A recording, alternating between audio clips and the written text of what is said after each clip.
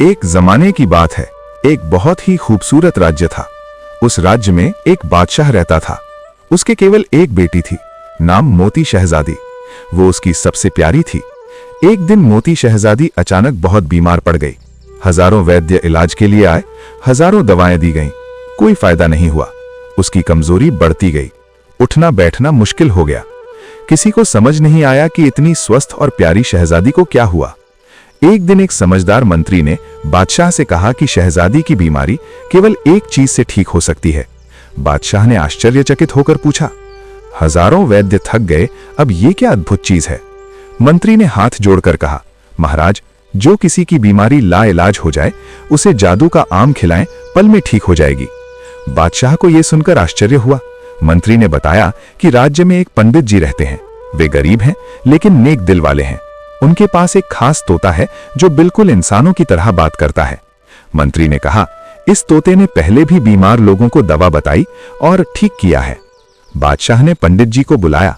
पंडित जी ने कहा, मैं वैद्य नहीं लेकिन प्रार्थना कर सकता हूं। मेरे पास तोता है, वही जादू के आम के बारे में बता सकता है। मंत्री ने पंडित जी को भरोसा दिलाया कि तोते को कोई नुकसान नहीं होगा। यदि आम से शहजादी ठीक हो गई तो बादशाह उन्हें सम्मान देंगे। पंडित जी और उनकी पत्नी कमला ने कहा कि उन्हें दौलत की कोई आवश्यकता नहीं, बस शहजादी ठीक हो जाए यही काफी है। पंडित जी और तोते को बादशाह के दरबार ले जाया गया। बादशाह ने कहा कि शहजादी की हालत गंभीर है। पंडित जी ने तोते से पूछा। तोते ने बताया कि शहजादी की दवा कोहे काफ के जादुई पेड़ पर लगे जादू के आम में है। तोते ने बताया कि आम तक पहुंचना मुश्किल है। रास्ते में कई नदियां, घने जंगल और विशाल नदी है जिसमें हजारों मगरमच्छ रहते हैं। केवल पंडित जी ही सुरक्षित जाकर आम ला सकते हैं। पंडित जी तैयार हो गए। तोता और बुजुर्ग तोते ने उड़ान भरी। रास्ते में उन्हें कई मुश्किलों का सामना करना पड़ा। कभी शिकारी के जाल से बचना पड़ा, कभी जहरीले पानी से। बुजुर्ग तोते ने हर मुश्किल में मार्गदर्शन किया और पंडित जी की हिम्मत बढ़ाई। अंततः वे जादुई बाग के पास पहुंचे। वहां हर पेड़ पर सुनहरे आम थे और सुनहरी चिड़िया फुरफुरा रही थीं। बुजुर्ग तोते और सुनहरी चिड़िया ने सुनिश्चित किया कि आम सुरक्षित रहे। जादुई बाग में पहुंचने के बाद बुजुर्ग तोते और मुन्ना तोता ने आमों को ध्यान से देखा। आम धूप में सोने की तरह चमक रहे थे। उनके आसपास सुनहरी चिड़िया उड़ रही थीं। दोनों तोते समझ गए कि ये आम बेहद कीमती और शक्तिशाली हैं। सुनहरी चिड़िया ने कहा कि बाग की मालकिन गोरी परी रोज आमों की फसल तैयार करती है और फिर सभी आम ले जाती है। यदि आम चोरी हो गया तो वो बर्दाश्त नहीं करेगी, इसलिए सावधानी बरतना जरूरी है। बुजुर्ग तोते ने मुन्ना को समझाया कि धैर्य और सतर्कता से ही आम सुरक्षित निकल सकते हैं। मुन्ना तोते ने अपनी चोंच से एक एक आम पकड़ लिए। उनकी खुशी की सीमा नहीं थी, परंतु उन्हें जल्द ही बाग से निकलना था। रात होने वाली थी और आसपास जंगली जानवर भी थे। उन्होंने आमों को अपने पंजों और चोंच में मजबूती से दबा रखा। रात होते ही जंगली दानव बाग में घूमने आया। उसकी डरावनी उपस्थिति से मुन्ना तोता का दिल तेजी से धड़कने लगा। बुजुर्ग तोते ने उसे चुप रहने और धैर्य रखने की सलाह दी। दानव ने आमों की गिनती शुरू की और ध्यान बंटाने में लगा। सुनहरी चिड़िया ने अपनी आवाज में मधुर गीत गाया। बाग में सभी चिड़िया उसके साथ गा रही थीं। दानव इस गाने में इतना मग्न हो गया कि उसने आमों की गिनती भूल दी। मुन्ना और बुजुर्ग तोते ने तुरंत आम पकड़कर उड़ान भरी। वे तेजी से बाग से बाहर निकले। रास्ते में उन्होंने हर पल सतर्कता बरती। किसी भी पक्षी, लोमड़ी या शिकारी से आमों को छीनने से बचाया।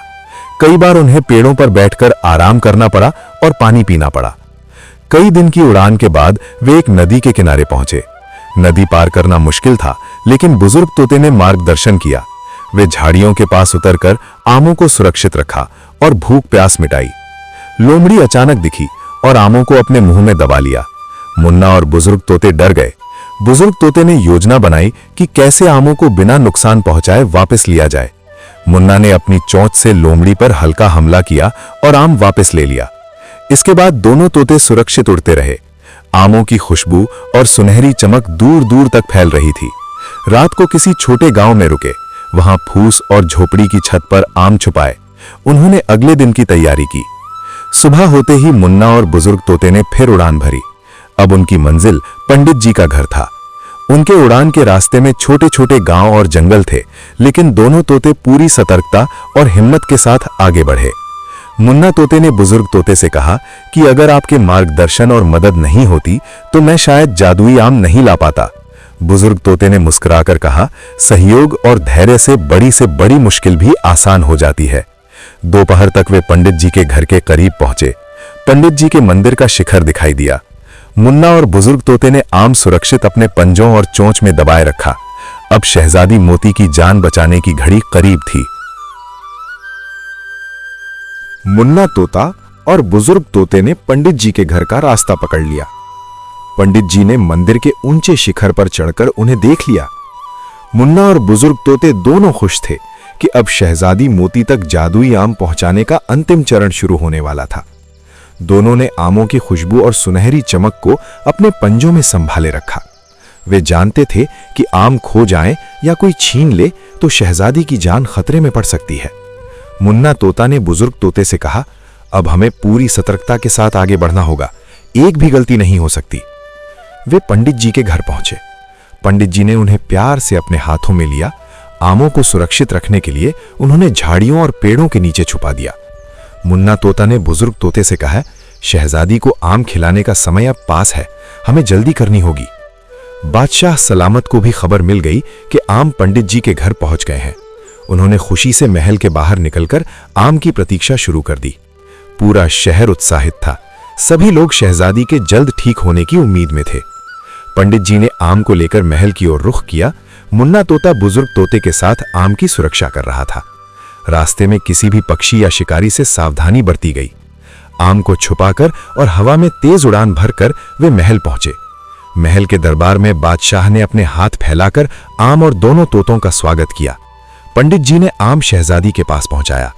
मुन्ना तोता ने अपनी चोंच से आम शहजादी के पास रखा और बोला कि यह जादू का आम है। शहजादी की मां और रानी ने भी आकर मुन्ना तोते और बुजुर्ग तोते का धन्यवाद किया। शहजादी का शरीर बहुत कमजोर था, उसका रंग सफेद पड़ गया था। सभी लोग चिंता में थे। पंडित जी ने आम को शहजादी के नाक से लगाया। जैसे ही आम की खुशबू शहजादी ने सुनी, उसने लंबी सांस ली। धीरे धीरे उसकी आंखों में जीवन लौटने लगा। पंडित जी ने आम की एक फांक काटकर उसके होठों पर रखी। शहजादी ने उसे चखा और तुरंत उसका रंग गुलाबी और लाल हो गया। शहजादी ने अपनी कोमल आवाज में पुकारा, अब्बा, हुजूर, अम्मी, हुजूर। महल में खुशियों का माहौल फैल गया। बादशाह और रानी रोते रोते खुशी मना रहे थे। पूरे शहर में खुशियों की लहर दौड़ गई। शहजादी मोती ने मुन्ना तोते को प्यार से छूकर कहा, मेरे प्यारे तोते, तुम्हारे कारण मैं ठीक हुई। तुम मेरे पास रहो, मैं तुम्हें अच्छी तरह खिलाऊंगी। मुन्ना तोता ने मुस्कुराकर कहा कि वो आजादी में ही रहेगा, लेकिन हर रोज पंडित जी के पास आकर शहजादी से मिलेगा। पंडित जी ने भी मुन्ना और बुजुर्ग तोते की हिम्मत और समझदारी की तारीफ की। उन्होंने कहा कि यदि तोते की मदद ना होती तो शहजादी की जान बचाना मुश्किल होता। दोनों तोते अब सुरक्षित थे और उनकी जिम्मेदारी निभाई जा चुकी थी। शहजादी मोती ने अपनी पूरी ताकत और जीवन फिर से पाया। बादशाह सलामत ने पंडित जी और उनके तोतों का सम्मान किया। महल में खुशियों की रौनक लौट आई। अब शहजादी पूरी तरह स्वस्थ और प्रसन्नचित्त थी।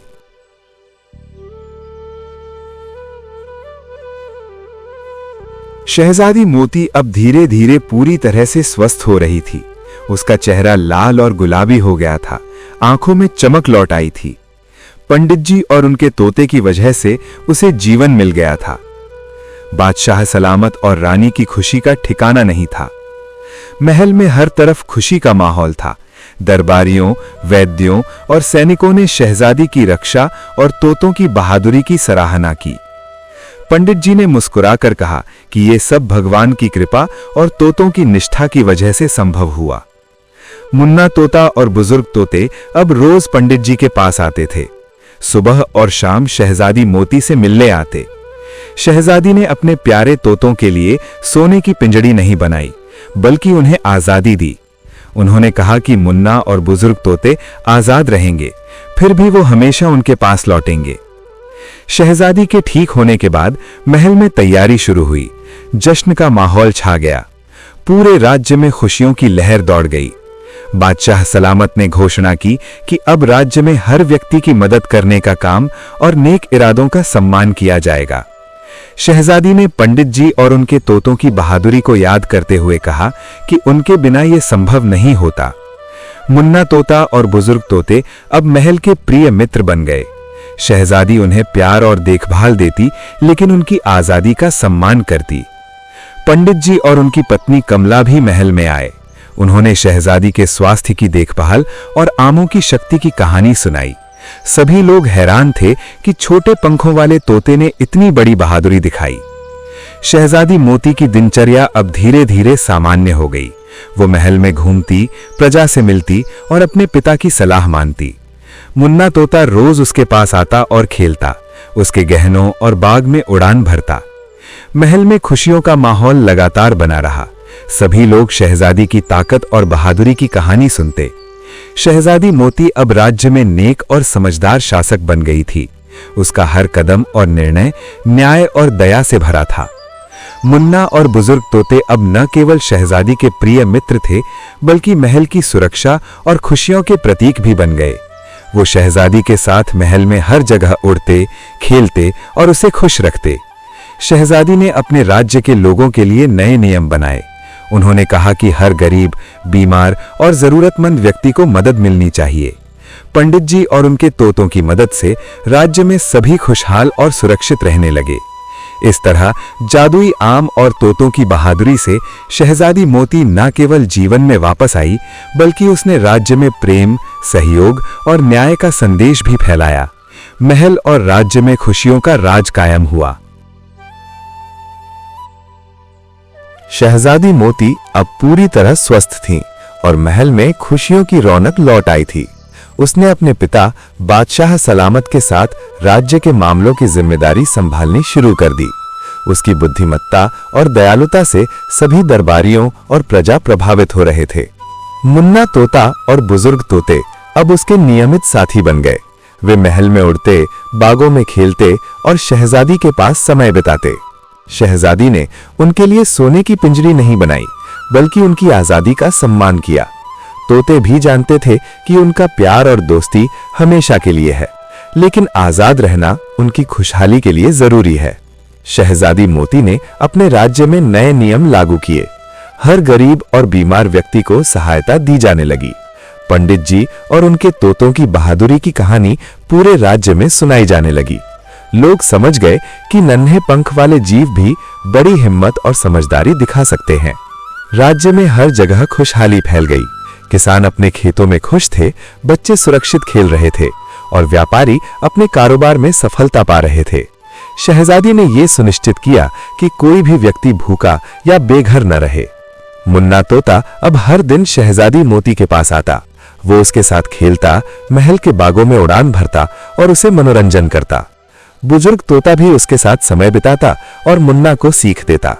शहजादी ने उनके प्रति अपना स्नेह जताया और उन्हें हर दिन भोजन और आराम दिया। शहजादी मोती की लोकप्रियता पूरे राज्य में बढ़ गई। लोग उसे सिर्फ राजकुमारी या रानी के रूप में नहीं देखते थे, बल्कि प्रेम और दया की प्रतीक मानते थे। पंडित जी और उनके तोतों की मदद से उसने ये दिखाया कि जीवन में बहादुरी, समझदारी और प्यार ही सबसे बड़ी ताकत है। शहजादी मोती का शासन वर्षों तक सुखी और शांतिपूर्ण रहा। वो अपनी प्रजा की मदद करती, न्याय करती और सभी के सुख शांति की जिम्मेदारी लेती। मुन्ना तोता और बुजुर्ग तोते भी आजाद रहते हुए कभी भी शहजादी की सहायता के लिए हमेशा तैयार रहते। महल में हर जगह खुशी थी।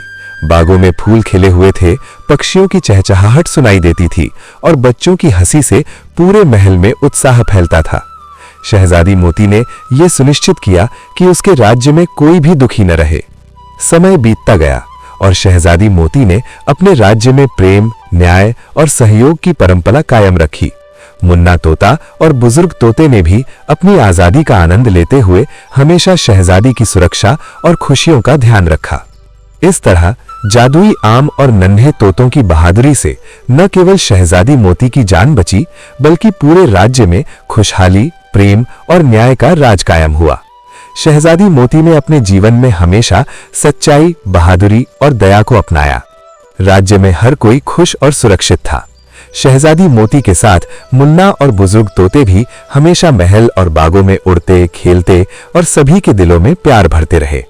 कहानी यही सिखाती है कि बहादुरी, प्रेम और निष्ठा किसी भी कठिनाई को पार कर सकती है, चाहे वो छोटी पंख वाली तोता जैसी जान हो या जादुई आम जैसी अद्भुत चीज।